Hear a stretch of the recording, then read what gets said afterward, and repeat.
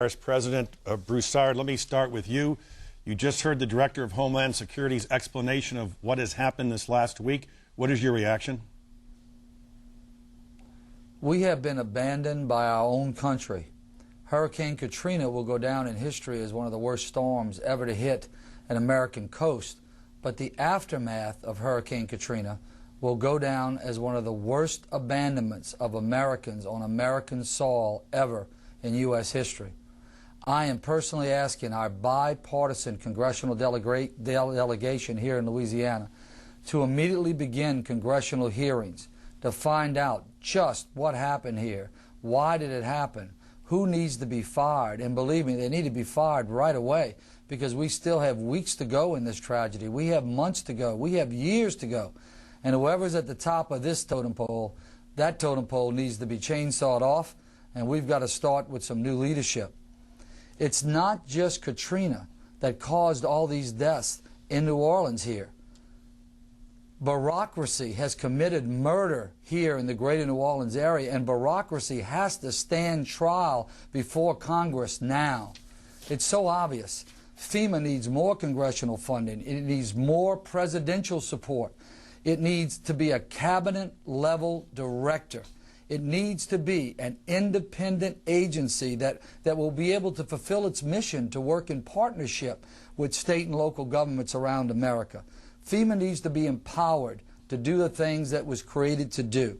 It needs to come somewhere like New Orleans with all of its force immediately, without red tape, without bureaucracy, act immediately with common sense and leadership, and save lives. Forget about the property. We can rebuild the property. It's got to be able to come in and save lives. We need strong leadership at the top of America right now in order to accomplish this and to reconstructing FEMA. Mr. Broussard, let me ask, hold on, sir. Shouldn't the mayor of New Orleans and the governor of New Orleans bear some responsibility? Couldn't they have been much more forceful, much more effective, and much more organized in evacuating the area? Sir, they were told, like me, every single day, the cavalry's coming. On a federal level, the cavalry's coming, the cavalry's coming, the cavalry's coming. I have just begun to hear the hoofs of the cavalry. The cavalry's still not here yet, but I've begun to hear the hoofs, and we're almost a week out. Let me give you just 3 quick examples. We had Walmart deliver 3 trucks of water, trailer trucks of water. FEMA turned them back. They said we didn't need them. This was a week ago.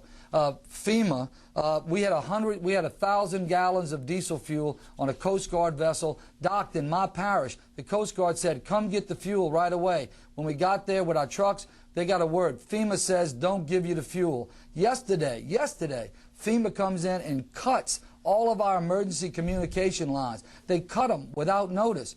Our sheriff, Harry Lee, goes back in, he reconnects the line, he posts armed guards on our line and says no one's getting near these lines. Sheriff Harry Lee said that if American government would have responded like Walmart has responded, we wouldn't be in this crisis. But I want to thank Governor Blanco for all she's done and all her leadership. She sent in the National Guard. I just repaired a breach on my side of the 17th Street Canal that the Secretary didn't foresee, a 300-foot breach. I just completed it yesterday with convoys of National Guard and local parish workers and levee board people. It took us 2.5 days working 24/7. I just closed it. I'm telling you, most importantly, I want to thank my public employees that have worked 24/7, that burn out, the doctors, the nurses. And I want to give you one last story, and I'll shut up and let you tell me whatever you want to tell me. The guy who runs this building I'm in, emergency management, he's responsible for everything.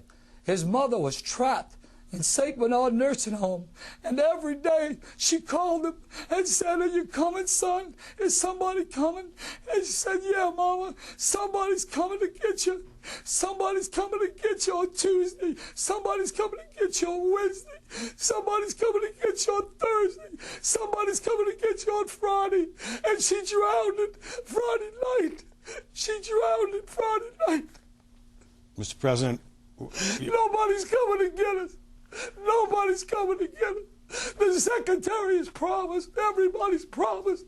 They've had press conferences. I'm sick of the press conferences. For God's sakes, shut up and send us somebody. Just take a pause, Mr. President. While you gather yourself in your very emotional times, I understand. Let me go to Governor Haley Barbour of Mississippi. Governor Barbour, can you bring our audience up to date on what is happening in your state? How many deaths